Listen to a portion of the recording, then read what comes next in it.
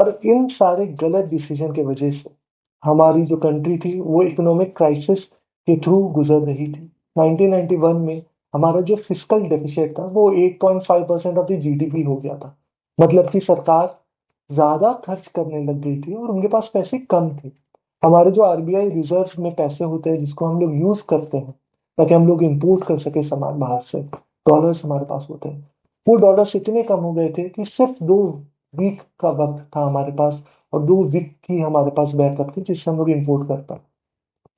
ये सिचुएशन इतना ज्यादा गंभीर हो चुका था कि कंट्री कंप्लीटली टूट सकती थी।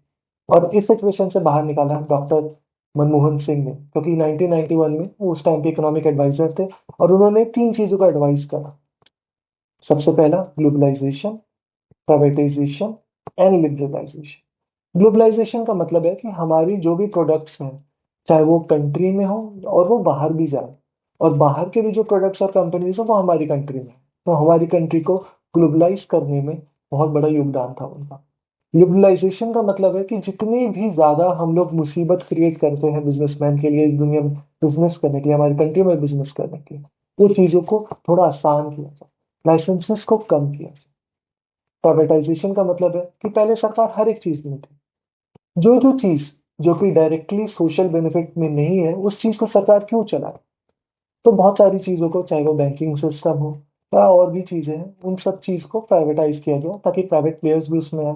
बहुत सारे ऐसे सेक्टर्स थे जिसमें कि पहले प्राइवेट प्लेयर्स नहीं जा सकते थे, बट धीरे धीरे धीरे धीरे उन चीजों को चेंज किया गया और उन सेक्टर्स में भी अब प्राइवेट प्लेयर जा सकते हैं। और प्राइवेट प्लेयर होने की वजह से बहुत ज्यादा बूस्ट मिला हमारी इकोनॉमी में।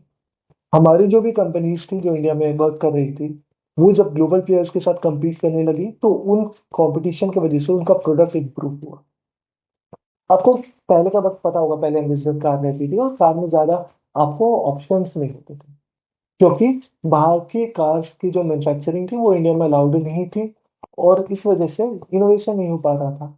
वो ही मॉडल हम लोग यूज कर रहे थे। लेकिन फिर जब लिबरलाइजेशन आया, ग्लोबलाइजेशन आया, तो उसके वजह से बाहर की कंपनीज भी आई और आज के टाइम पे आपको भी पता है, हुंडई हो, होंडा हो, बहुत अच्छी अच्छी कंपनीज इंडिया में आ चुकी है, बहुत अच्छी अच्छी फैसिलिटीज और बहुत अच्छे अच्छे इनोवेशन मिलने लगे।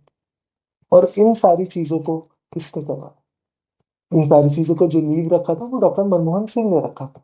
इसके अलावा 2004 से 2014 का जो उनका जर्नी था, जहाँ पे वो हमारे कंट्री के प्राइम मिनिस्टर थे, उस टाइम पे भी उन्होंने जो जीडीपी का ग्रोथ था वो 8 to 10% करा, जो कि बहुत अच्छी बात है। आज अगर हम लोग सोच सकते हैं $5 ट्रिलियन इकोनॉमी बनने का, तो उसमें बहुत बड़ा